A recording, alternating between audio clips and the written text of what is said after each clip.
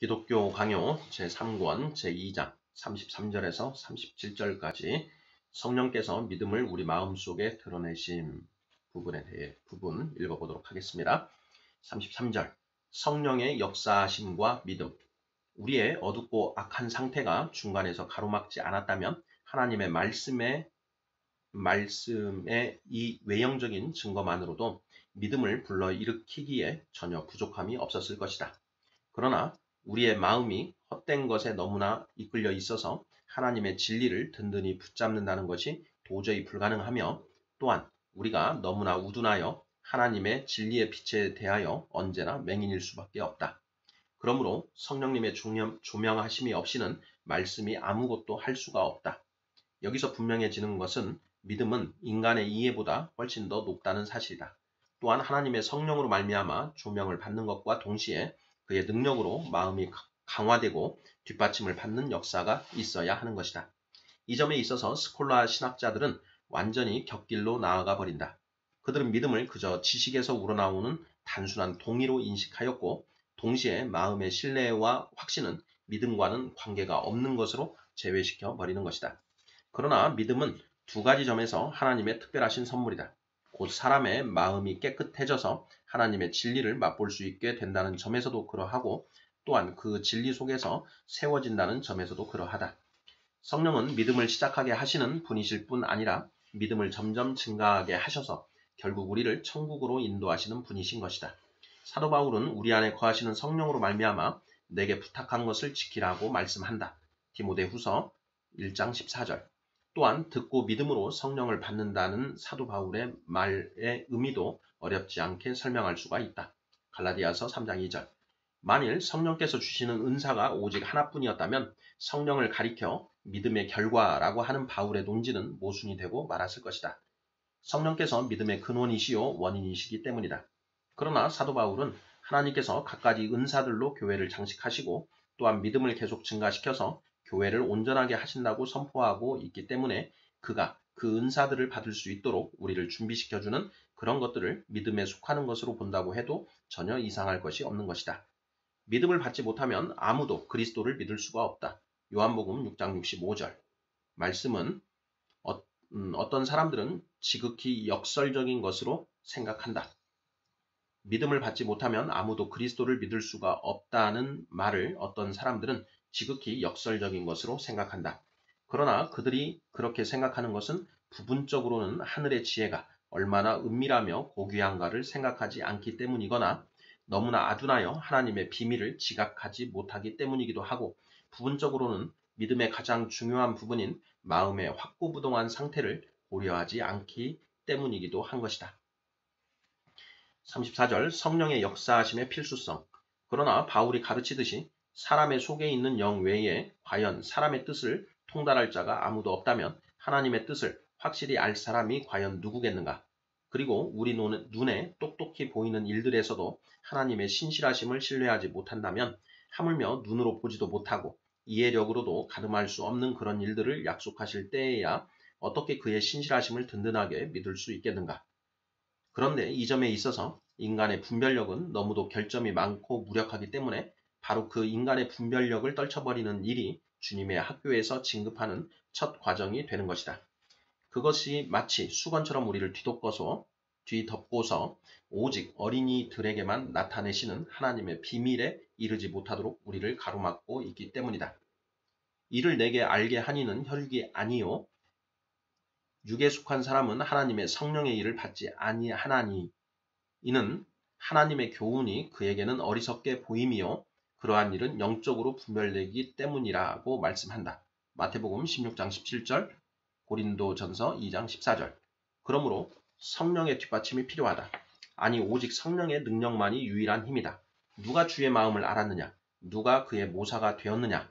라고 말씀하지만 또한 성령은 모든 것, 곧 하나님의 깊은 것까지도 통달하시느니라고도 말씀하고 있다. 로마서 11장 34절, 고린도전서 2장 10절. 우리가 그리스도의 마음을 깨닫게 되는 것은 오직 성령을 통해서 되는 것이다. 그리스도께서는 나를 보내신 아버지께서 이끌지 아니하시면 아무도 내게 올 수 없으니 아버지께 듣고 배운 사람마다 내게로 오느니라. 이는 아버지를 본 자가 있다는 것이 아니니라. 오직 하나님에게서 온 자만 아버지를 보았느니라고 말씀하셨다. 하나님의 성령께서 이끌지 않으시면 우리가 그리스도께 나아올 수 없다고 말했는데, 그렇게 성령의 이끌림을 받게 되면 우리의 마음과 영이 인간이 이해할 수 있는 범주 이상으로 높이 들려 올림을 받는 것이다. 성령의 조명하심을 받아 영혼이 말하자면 새로운 눈이 생겨서 예전에는 어둠 가운데서 보지 못했던 하늘의 비밀들을 바라보게 되는 것이다. 그리고 성령의 빛에 비춤을 받아서 드디어 사람이 하나님 나라에 속한 일들을 진정으로 맛보기 시작한다. 예전에는 그렇게 어리석었고 무지하여 그것들을 맛보는 일조차도 불가능했었는데 말이다.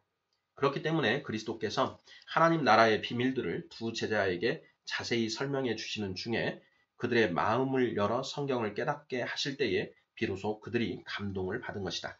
누가복음 24장 27절 45절.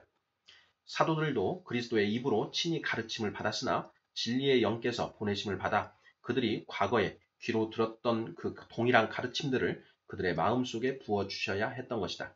요한복음 16장 13절. 하나님의 말씀은 마치 태양과 같아서 그것이 전파되는 모든 자들에게 비추지만 맹인들에게는 아무런 효과가 없는 것이다. 그런데 우리 모두가 이 점에 있어서는 본성적으로 맹인들이다.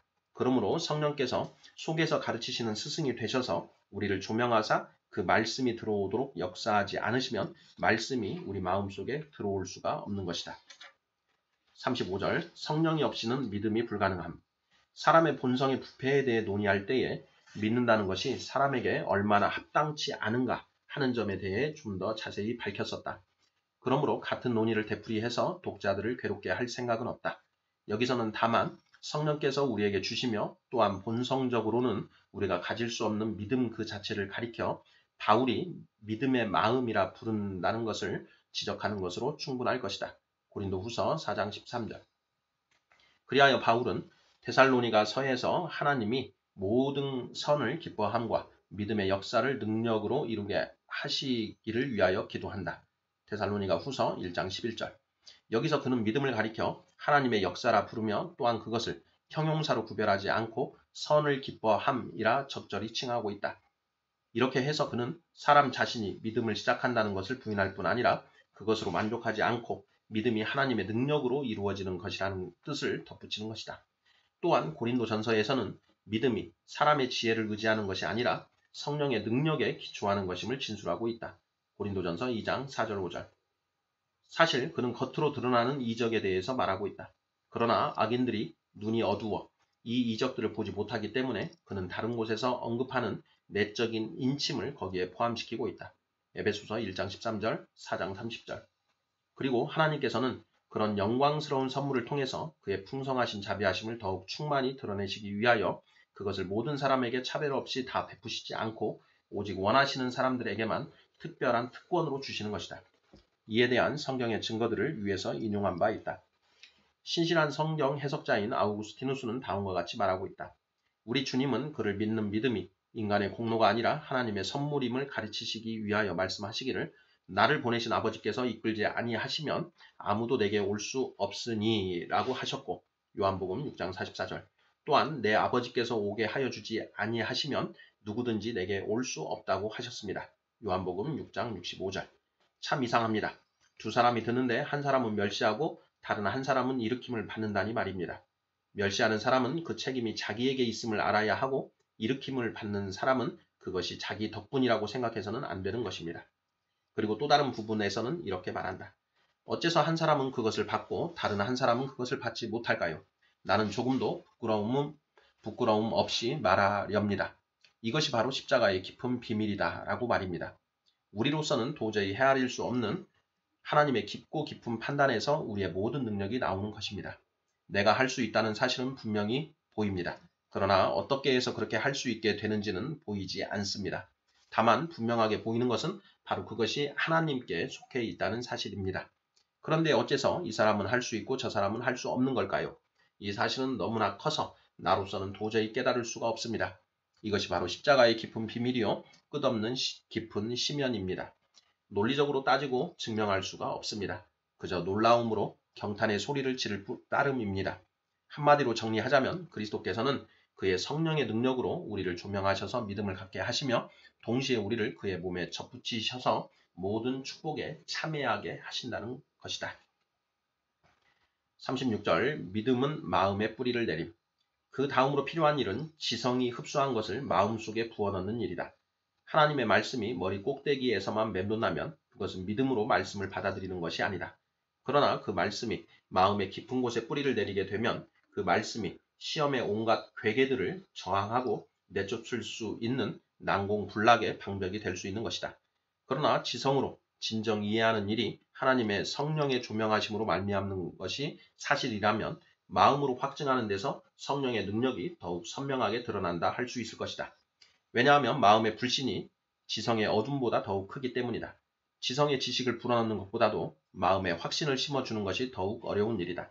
그리하여 성령께서 도장의 기능을 발휘하셔서 이미 지성으로 확실하다고 알고 있는 그 약속들을 마음속에 인쳐주시며 또한 그가 보증인의 위치를 취하셔서 그 약속들을 확증하시고 든든히 세우시는 것이다. 그리하여 사도는 말씀하기를 너희도 믿어 약속의 성령으로 인치심을 받았으니 이는 우리의 기업의 보증이 되사라고 한다. 에베소서 1장 13, 14절. 바울은 신자들의 마음이 말하자면 성령으로 인치심을 받았다고 가르치고 있다. 그리고 성령께서 복음을 우리에게 확고히 세우시기 때문에 그를 가리켜 약속의 영이라고 부르고 있다.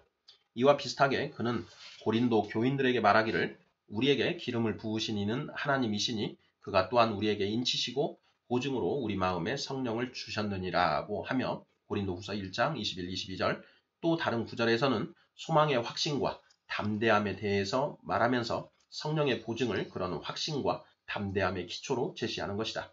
고린도후서 5장 5절 37절 믿음이 의심을 이김.